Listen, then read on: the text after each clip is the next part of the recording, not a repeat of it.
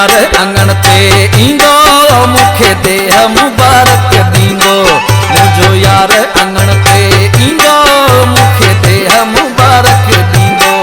दस गाम गलियूं सींगारियां राहूं रस्ता रोज़ बुहारियां।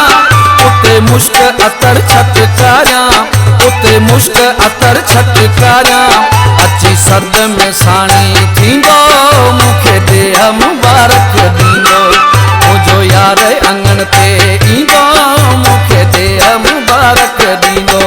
दस गाम गलियूं सींगारियां राहूं रस्ता रोज़ बुहारियां। उते मुश्क अतर छटकारियां उते मुश्क अतर छटकारियां। अची सद में साणे थींदो मूंखे देह मुबारक ॾींदो। मुंहिंजो यार अंगण ते ईंदो मूंखे देह मुबारक ॾींदो।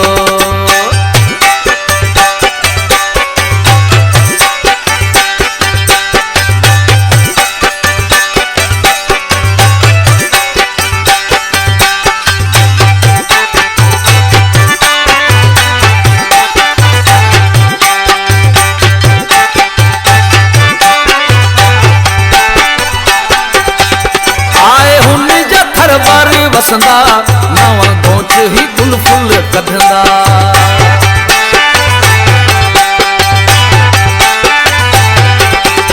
आए हुन जा घर बर वसंदा नवा गोच ही गुल फुल कढंदा। सब नचंदा झूमरियूं हणंदा सब नचंदा झूमरियूं हणंदा। दे हंता दुकार बवींदो मूंखे देह मुबारक ॾींदो। मुंहिंजो यार अंगण ते ईंदो मूंखे देह मुबारक ॾींदो।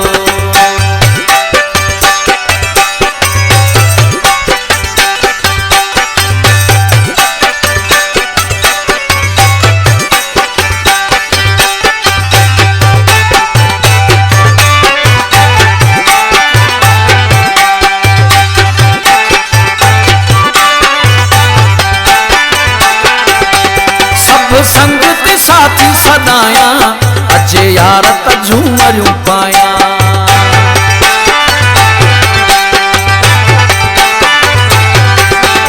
सब संगत साथी सदाया अचे यार त झूमरियूं पाया।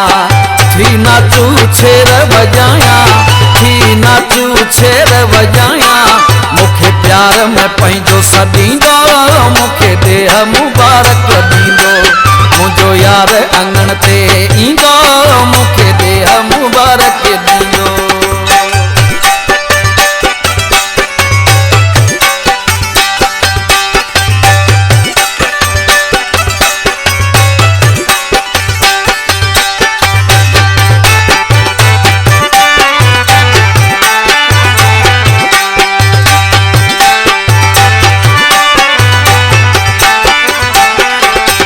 सॼी ख़ल्क़ खे साईं ॿुधाए ही अमीन असांजो आहे।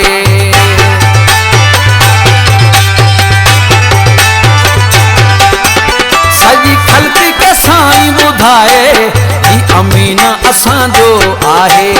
इहो हर कंहिंखे त ॿुधाए इहो हर कंहिंखे त ॿुधाए। मथां मुंहिंजे हथड़ो धरींदो मूंखे देह मुबारक ॾींदो। मुंहिंजो यार अंगण ते ईंदो मूंखे देह मुबारक ॾींदो। दस गाम गलियूं सींगारियां राहूं रस्ता रोज़ बुहारियां। उते मुश्क अतर छटकारियां उते मुश्क अतर छटकारियां। अची सद में साणे